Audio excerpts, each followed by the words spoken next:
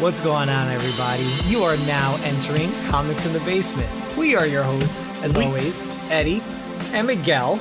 And Miguel, right here on the Nerdy Basement channel. And this is where you say... the premier place for all your nerdy news and reviews.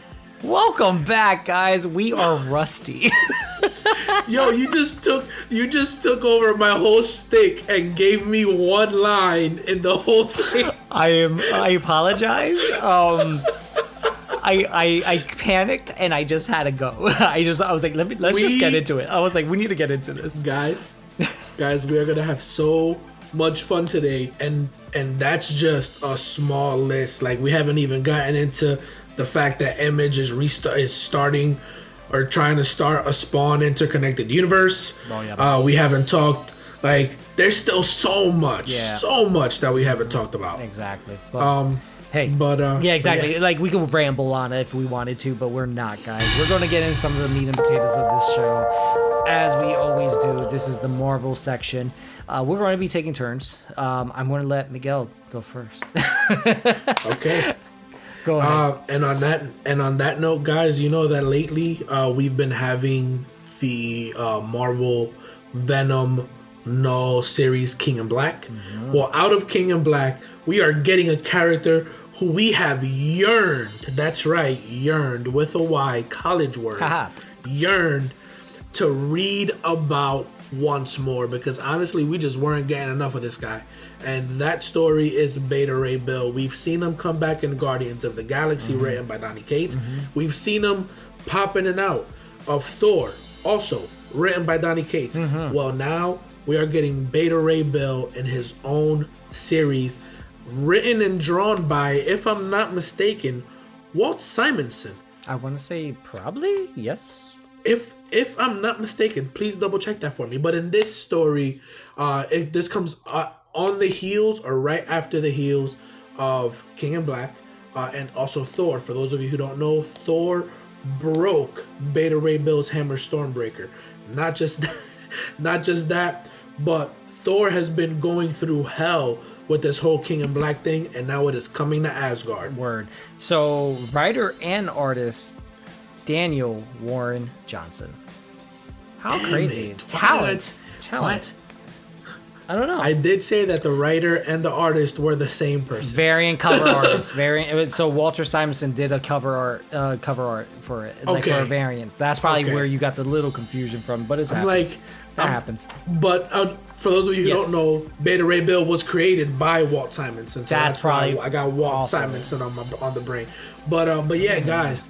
Ever since Beta Ray Bill's hammer Stormbreaker was destroyed by God King Thor in the Adventures of Thor, Beta Ray Bill hasn't been able to go back into his Corbinite form. He has been stuck in his Thor form. I would say Asgardian form. He's okay, fair. He's been stuck in his Odin Force filled form. Okay, fine. You want to really one-up me? How about the Thor for... No, I'm kidding. Go, continue. But yeah, so he's been stuck in this form that's not his traditional Corbinite form. Mm-hmm. And in the events of Thor, the Dr. Donald Blake, pulled his Thor essence from him, but then Beta Ray Bill touched Thor's hammer, which turned him back into Thor, and now he's stuck. Which I will add right now. I'm sorry, I'm going to add because that hasn't happened yet in Thor. I was going to say, I feel like I missed something. So we are getting a little bit of an insight to what happens in next Thor, because Thor, like, they just got to the point that Thor came back up in the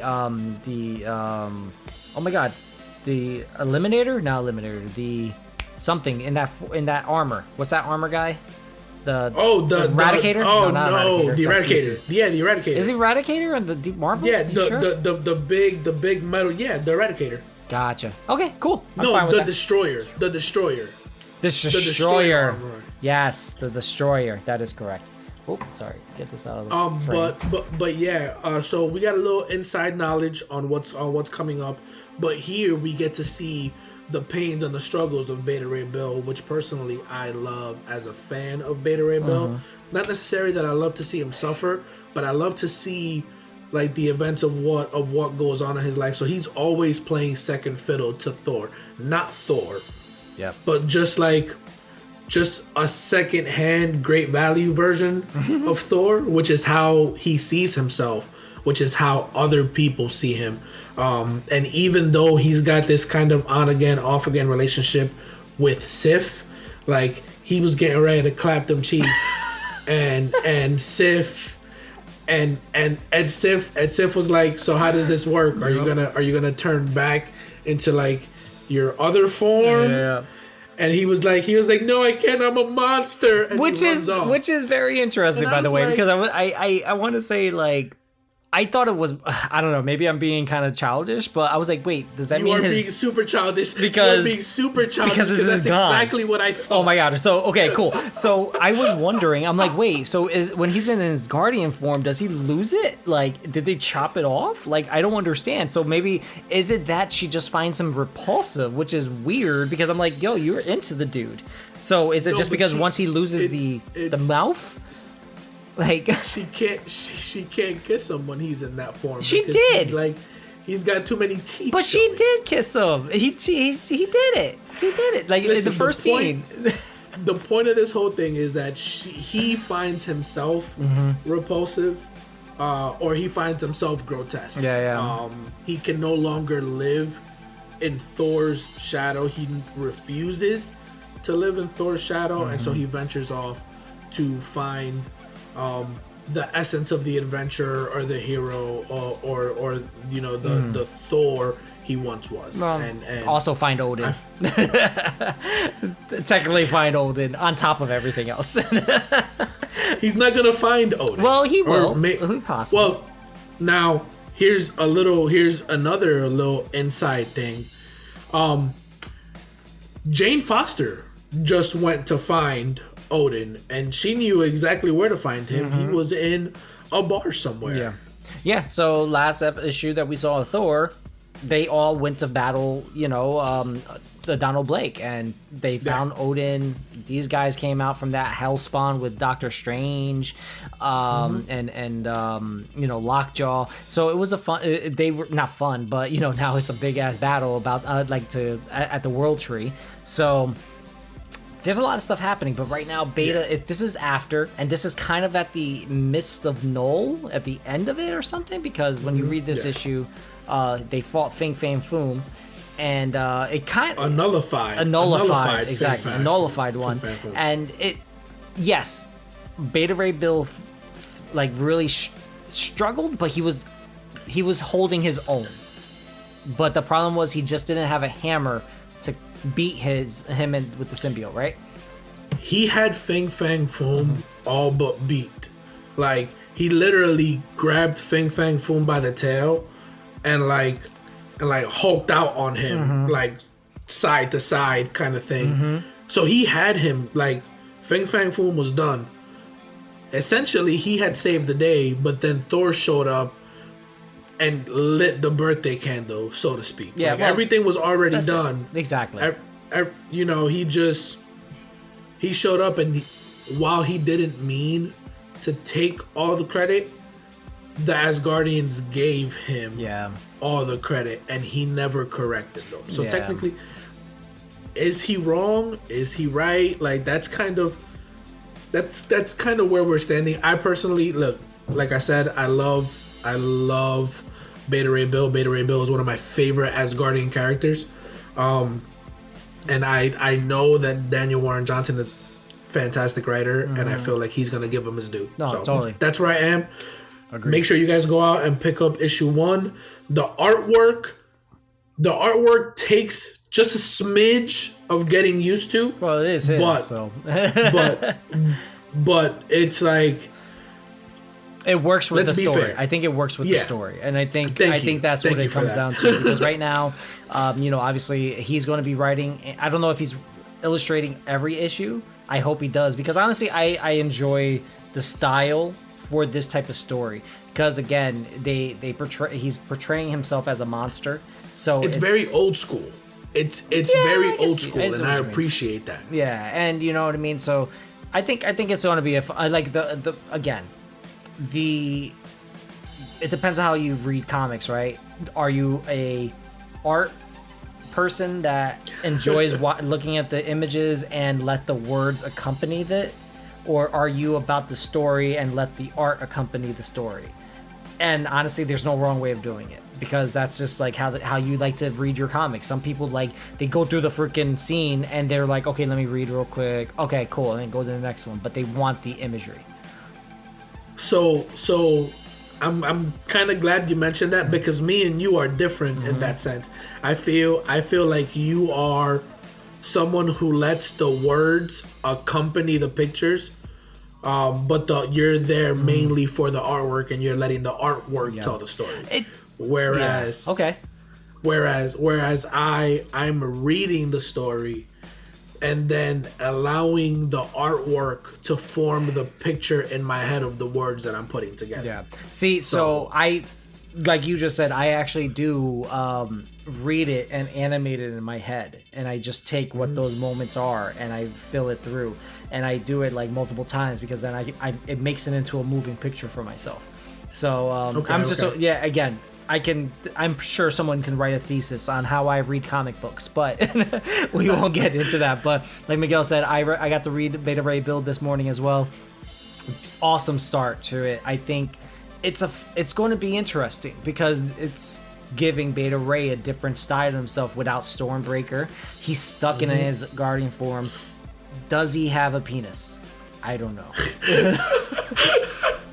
Sorry, is it a horse penis? And is it a horse? And then why would Sif be upset about that? I'm just saying, right? She can't handle it all. Let me stop. God, she's only as Guardian. Very childish there, guys. I'm just kidding. But again, story is amazing, but it does hit a lot of I'm nerves. Red.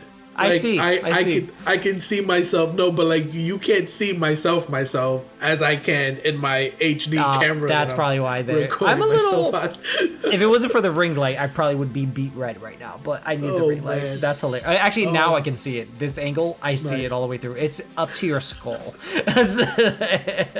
Oh, I made Miguel blush, guys. But sticking on Marvel, Ed, why don't you tell us about X-Men 19? Oh, I would gladly do so, guys. So this is actually one of my favorite issues up to date by Hickman and his X-Men run. One thing is, real quick. Go for it. Is this about the Vault? It's damn sure about the Vault. It's everything about the Vault, and that's why I fucking love it, right? Please continue. Yes, because here's where they gotta go, right? Oh wait, he's on. I need you to hear. I'm not gonna. No spoilers. No. I'm kidding. It was cute. That was adorable. I was curious. I was like, wait, is he gonna be able to see me when I tell him I'm like, hey, I'm done. I'm done. But no. Well, I mean, I'm looking right at you. No, no spoilers. I was kidding. Please. Thank you. Tell the story. I am. Well, not all of it, because I want you to read it. But guys, look, no. So here's the gist of it, right? We go back to the Vault. If you guys remember, in the early stages of his Powers of X and House of X titles, and then some of the X-Men issues, Krakoa sends a team of 3 people to investigate the Vault, and we're the Children, a group of powered individuals that have tirelessly tried to kill the X-Men and mutants and kind, right? But they're from a space in time and just in general of mystery that everything works differently there. But they're born, and then they're genetically modified, and they adapt and evolve in this one space, because when they go into this room called the Vault, where they put all these people into and all that they come from, time works differently. Things get accelerated, things can slow down, things are worked meticulously so that they can get to the point of being perfect beings that are capable of destroying mutants, right? So Krakoa sent their own team that they felt was more than capable of getting intel on the Children. That's what they're dubbed and everything. These 5, usually they send 5 out and to fight the X-Men or whomever. Wolverine, which is X-23, Darwin, a mutant as well, and Cypher. I think Cypher. No, not Cypher. Not Cypher. Oh my God, what is his third name? Because he's the most important. Oh my god. Hold on. Easy. I just went crazy. I went crazy. Oh my god. Wait, it's I gotta write it down, guys. Wait, Wolverine, Cypher. No, not Cypher. Darwin. And Sync. His name is Sync. Yes. I beat you to it. I win. Sorry, I won. So yeah, you did. I pulled the issues up. Appreciate because it. So this all started in issue 18. There you go. Whoa, yeah. No. Well, we finally showed them again. Yes. In the vault in issue 18. Yes. They went into the vault in issue 5. Issue 5, very early on. The team went in, and we haven't seen them since. Forgot all about them, if I'm completely honest. But here's the funny part. The amount of time that they're in there is not the same as outside time at the real time, which is great, which is cool. Mm-hmm. So one fun tidbit that you'll learn, Laura, technically, she becomes older than Logan. Okay, and remember, she does have the same exact powers as Wolverine as well. But here's what it comes to. So we have Wolverine, Darwin, and Sync. Darwin is like the Darwin in theory, about adapting and evolution and everything. So that's his mutant power. Sync literally can replicate the same power that of any mutant that he sees and touches. So they all pretty much complement each other's powers. While Darwin and Wolverine being the hunter and also able to heal and adapt to any situation because of the training and the knowledge that she has. Darwin being able to adapt to any situation and grow exponentially as with his mutant power, and Sync able to pretty much be a redundancy and save them both and also help during their mission, right? What's great about it is that we see now what they did throughout this time. They go through such trials and tribulations through it all. They're struggling to try to figure out how to help save them from, or get enough information to bring back to Krakoa. And one of the best things about it is that, you get to the point that, you learn that Sync is narrating this whole series, this whole issue. And it's beautiful. It is beautiful because he's getting to the point of telling us about all the things that they went through and why they did it, and they did it because of love, and also what proves to be love, and this is one of their the reasons why they do it, and how they grew from just being strangers and on people on a mission to being a family and being being more than that. And it was such a beautiful issue because not only that there was their action and a lot of, honestly, there's going to be a moment that I'm going to read back this whole issue and be like, oh my god, I just caught this now, because it's so much fun to read this science fiction that Hickman has helped flourish. Kind of to just build on what you're saying, and trust me, I'm not trying to step on it considering that I haven't read the issue, but what people need to remember is that Jonathan Hickman has placed these info dump pages. Yep. That blackouts.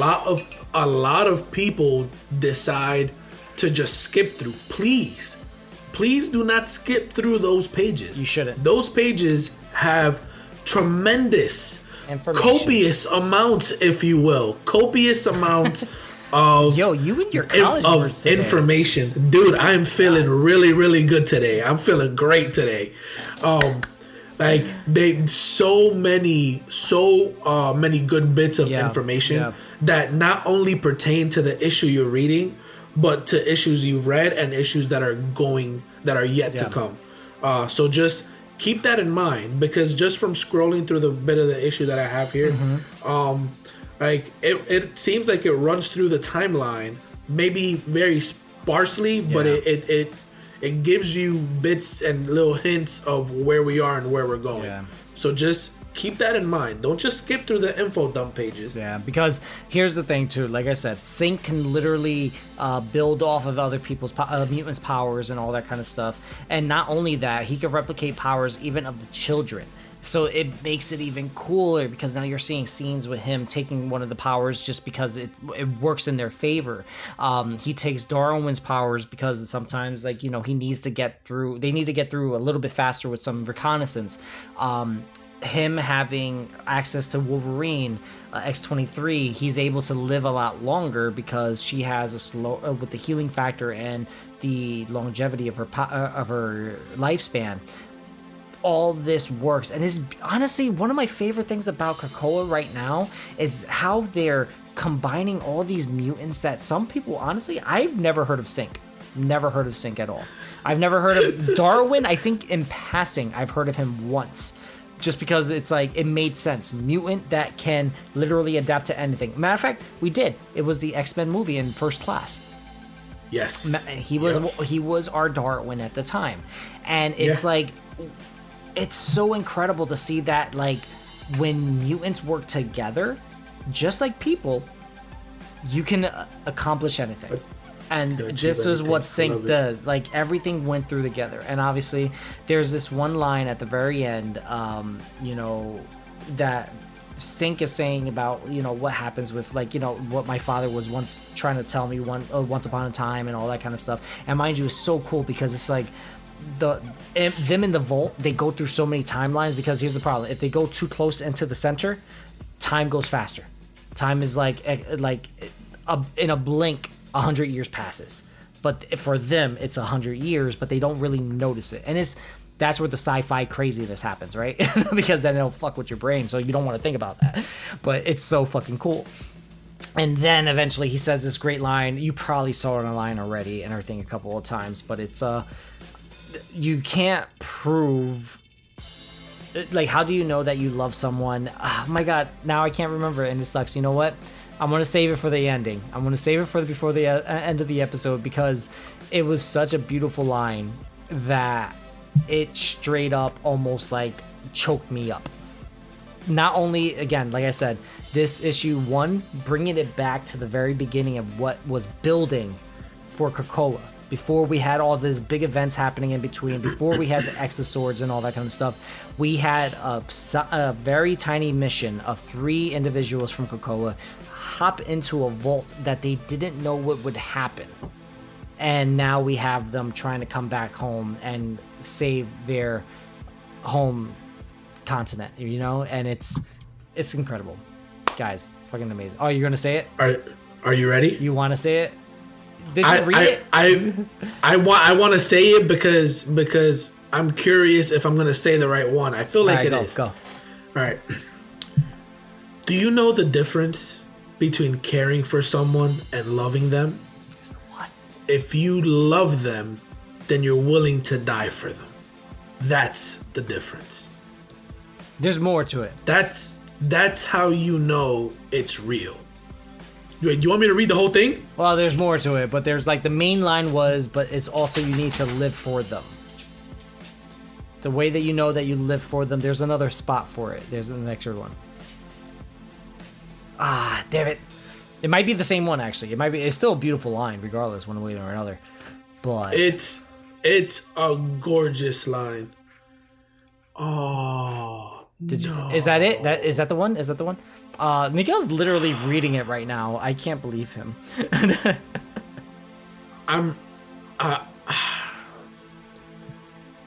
But that's just information, data. Here's what I really learned.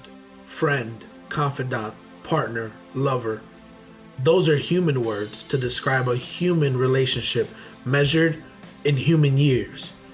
I can still hear him, my father, saying that he loved my mother so much that he was willing to die for her. Human words, useless words. There it is. Yep. Love is not dying for someone. It's living for them. Yes, that's the one. That's the one. I cannot wait to go back and take my time and read this issue. It was so well done. Hickman really resonated with me with this issue because it was just like I've been waiting to find out about the Vault for a while, and I wanted to know what happened to our 3 heroes here, and it's such a well done issue. I loved it. Do you think they keep Darwin and Wolverine together? In the sense, well, you mean Wolverine and Sync? Well, was it Sync? Well, Sync is Darwin? Sync is the one that actually did that monologue. Okay. So again, you'll understand. But it felt God. Okay. Yes. No, you have to read it. Right. That's what I'm saying. You have. No. I'm going 100% going to. I'm saying so when you read the issue, take my time. You're gonna understand so much more. You're gonna see so much action. You're gonna see so much beautiful moments. It's wow, great issue all around, guys. But that's what we have right now.